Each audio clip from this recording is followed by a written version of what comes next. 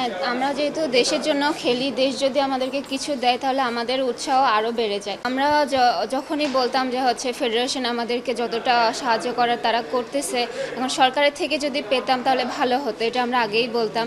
তো সরকার এটা বাস্তবায়ন করছে।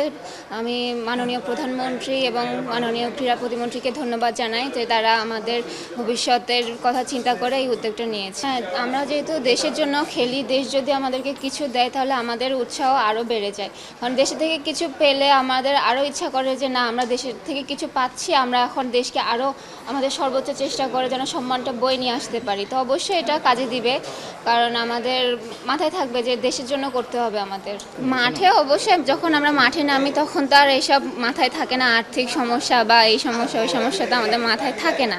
আমরা সবসময় চেষ্টা করি মাঠে নামলে দেশের হয়ে খেলতে, দেশের সম্মান অর্জন করতে। তো মাঠের বাহিরে যদি বলি তাহলে সবাই খুবই আর্থিকভাবে সহযোগিতা পাচ্ছে, এটা সবার জন্যই ভালো। কল্পনা আমাদের সাফের প্রস্তুতি শুরু হয়ে গেছে অলরেডি। তো বাকিটা তো কোচই বুঝবে, কোচ গতবারও ছিল, গতবার কোচ যেভাবে টিমকে চ্যাম্পিয়ন করাইছে এবারও অবশ্যই সে চেষ্টা করবে তার টিমকে এইভাবে চ্যাম্পিয়ন কীভাবে করানো যায়, যেহেতু এবার হ্যাট্রিক চ্যাম্পিয়নের সুযোগ আমাদের। তা বাড়তি একটু পরিকল্পনা অবশ্যই থাকবে। যখনই অন্য দেশে আমরা খেলতে যাই একটু টাফ মনে হয়, কারণ ওদের দেশের দর্শক বেশি থাকে, কিন্তু আমরা সেটা মাথায় নিয়ে আসি না। আমরা ওদেরকে আমাদের দর্শক মনে করে আমরা আমাদের মতো খেলি। আশা করব যে এরকম কোনো কিছু হবে না।